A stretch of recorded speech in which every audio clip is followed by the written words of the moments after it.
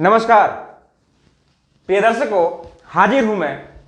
और जो श्रृंखला हमारे साल 2023 की चल रही है उसमें आज एक नई राशि, जी हां, पांचवी राशि सिंह राशि की बात हम करेंगे। कैसा रहने वाला है सिंह राशि का साल 2023, आइए इस वीडियो के माध्यम से हम जानते हैं। सिंह राशि, पहले तो समझिए, यह राशि और इस लगन के लोग राजा स्वभाव के होते हैं। जी हां, चक्रवर्ती राजा।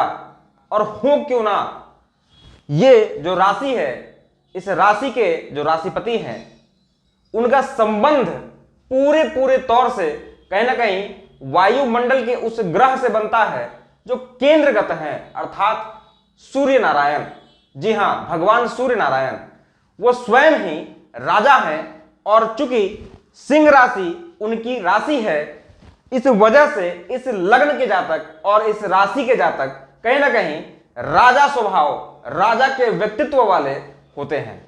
तो ऐसे व्यक्ति में एक मूल स्वभाव और एक मूल गुण जो देखने को आया है वह यह है कि यह झुकना नहीं जानते, कॉम्प्रोमाइज करना नहीं जानते, इन्होंने सीखा ही नहीं।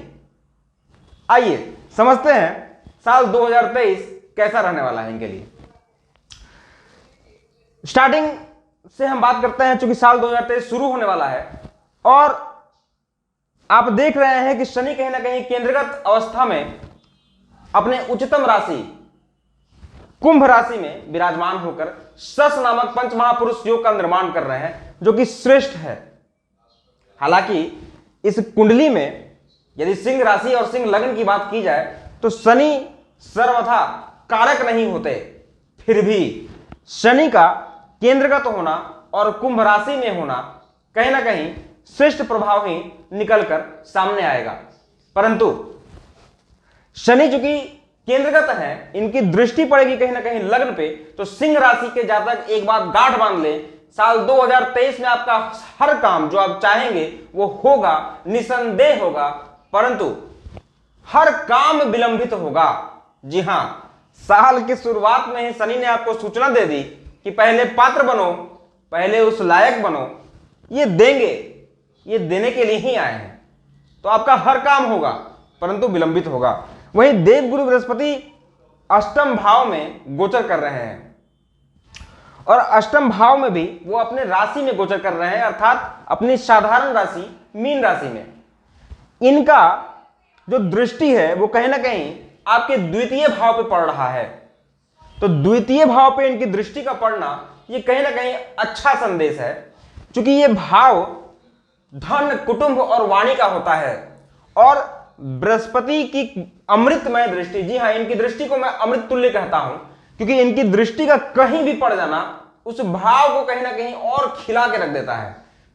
कहने का अर्थ है कि उस भाव से जुड़ा हुआ जो भी प्रभाव है उसमें वृद्धि कर देता है। इस भाव से जिन जिन चीजों को देखा जाता है उस सब में कहीं ना कहीं वृद्धि कर देता है।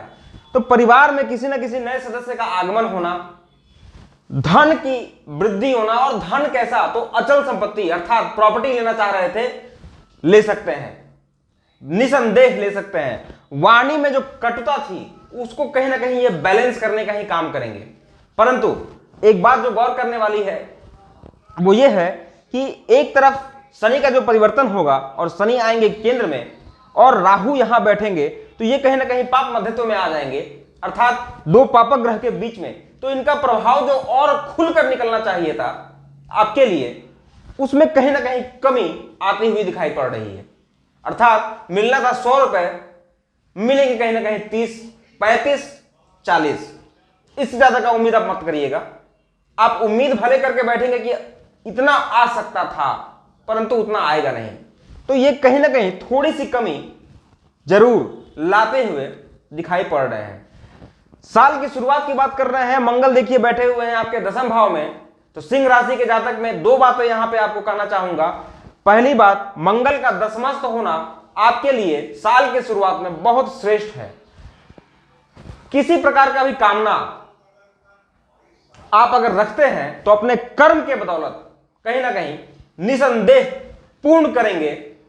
बिना किसी संदेह का मैं आपको दावा करता हूं, मंगल कर्म भाव में है और दिग्बली अवस्था में है तो निसंदेह एक तो आपके मित्र, ऊपर से दसम भाव में मंगल का दशमस्थ होना आपको सर्वाधिक लाभ की स्थिति का निर्माण कहीं ना कहीं करते हुए दिखाई पड़ रहे हैं। अब एक बात को और समझना होगा, मैंने कहा दो बात, तो पहली बात तो मैंने बताई, अब दूसरी बात मंगल की देखिए चौथी दृष्टि जो आपके लग्न पे पड़ेगी तो कहीं ना कहीं धैर्य विहीन होने की जो चांसेस है उसमें वृद्धि हो जाएगी। किसी भी बात को तत्क्षण सुनना और कर बैठना और बाद में पछताना, जी हां, तो ऐसी गलती मत करिएगा, सचेत कर दे रहा हूं। साल का चूंकि शुरुआत है, पूरा साल अभी बिताना है, साल के शुरुआत में भी कोई अगर ऐसा डिसीजन ले बैठे जिसकी वजह से कहीं ना कहीं पूरा साल पछताना पड़ जाए तो ये आपके लिए कहीं ना कहीं आपको पीछे खींचने वाला डिसीजन साबित हो जाएगा। जल्दीबाजी मत करिएगा। बस एक राय, सिंह राशि के जातक को एक राय, जल्दीबाजी नहीं करना, क्योंकि देखिए मंगल की दृष्टि आपको जल्दीबाज बनाएगा और शनि का दृष्टि आपको देगा नहीं, तो कहीं ना कहीं तिल मिला के रह जाइएगा। जी हां, ऐसे ही स्थिति उत्पन्न कर रहे हैं शनि और मंगल मिलकर आपके ऊपर। मंगल की दृष्टि आपको धैर्य विहीन बनाएगी, तुरंत पालू, अभी पालू, अभी कर लूं, और शनि कहेंगे रुको, क्योंकि ये हर काम को विलंबित कराएंगे। और आपका स्वभाव कैसा है, तो राजा के समान। तो रिजल्ट जो निकल कर आएगा वो ये होगा कि किसी भी काम को आप बहुत बड़ा तेजी से उठाएंगे, और काम तो चूंकि ये होने देंगे नहीं उस वक्त, बाद में भले ये करवा दें, पर उस वक्त तो ये विलंब ही पैदा करेंगे, कोई ना कोई बाधा पैदा करेंगे, कोई ना कोई रुकावट पैदा करेंगे, और अंततः जो रिजल्ट सामने आएगा वो ये होगा कि जो काम आपने जोरों शोर से उठाया था उसे कहीं ना कहीं मध्य अवस्था में ही आप छोड़ देंगे और कहेंगे जाने दो इसे। तो थोड़ा संभलिए, जल्दीबाज की जो प्रवृत्ति आप में उत्पन्न होने वाली है उससे मैं कहीं ना कहीं आपको आगाह कर रहा हूं, इसको संभाल लीजिए, बाकी सब ठीक हो जाएगा। वहीं राहु बैठे हुए हैं आपके भाग्य भाव में और मंगल की राशि में, और मंगल चूंकि इस राशि के राशिपति होकर बैठे हुए हैं केंद्र में, तो ये राहु भी कहीं ना कहीं आपको लाभ प्रदान करते हुए दिखाई पड़ रहे हैं। परंतु फिर एक बात, शनि की दृष्टि का पड़ना, मंगल की दृष्टि का पड़ना और वहीं राहु की दृष्टि का पड़ना, तीन पापक ग्रह का दृष्टि का लग्न पे पड़ना, मैं कहीं ना कहीं आपको फिर से सावधान करता हूं, लेन देन की जो भी स्थिति आए तो थोड़ा बचिए, थोड़ा संभलिए, थोड़ा रुकिए। बहुत विचार करने के बाद ही आप यदि पार्टनरशिप में काम कर रहे हो या कहीं लेन देन की आप काम करते हो, किसी को लेना है, किसी को पैसा देना है या लेना है, तो सोच समझ कर ही निर्णय लीजिएगा और तब इस काम को अंजाम दीजिएगा, तो धोखा नहीं होगा। वहीं शनि देखिए सप्तम भाव में जब बैठेंगे तो इनकी 10वीं दृष्टि पड़ेगी आपके चतुर्थ भाव पे। तो मैं एक बात और सचेत कर रहा हूं, गृह कला से थोड़ा परेशानी आपको मिल सकता है। सिंह राशि के जातक थोड़ा सा, एक बात यहीं पे मैं कह देता हूं कि चूंकि चतुर्थ पे शनि की दृष्टि है तो छल और कपट का होना आपके साथ संभव है, अर्थात कोई मित्र है तो आपके साथ धोखा कर सकता है। तो इससे भी मैं आपको सावधान कर रहा हूं, क्योंकि शनि का यहां पे गोचर करना 2.5 साल का गोचर है, तो पूरा 2023, 24 और 25 का मध्य, जी हां, ऐसी अवस्था कहीं ना कहीं ये बना कर रखेंगे। और जैसे जैसे समय बीतेगा डिग्री से बलवान होंगे, इसमें वृद्धि हो जाएगी। तो किसी भी मित्र पर बहुत ज्यादा भरोसा करना आपके लिए घातक सिद्ध हो सकता है। तो साल 2023 की यदि मैं बात करूं तो कार्य क्षेत्र अच्छा, स्वास्थ्य भी मैं ठीक ही देख रहा हूं, बस थोड़ा सा पेट संबंधित समस्या से आप परेशान हो सकते हैं। सिंह राशि के जातक अपने पेट को लेकर थोड़ा सा सचेत रहें, वो भी ज्यादा दिन नहीं, अप्रैल के बाद से स्थिति में सुधार आएगा, परंतु अप्रैल तक थोड़ा सा सावधानी रखना है। हालांकि अभी भी आप जो भी सिंह राशि के जातक हैं, पेट में कहीं ना कहीं उतार चढ़ाव की स्थिति बनी हुई है। जी हां, तो कार्य क्षेत्र अच्छा, और घर में जो कलेश की अवस्था मैंने बताई जो बन सकती है,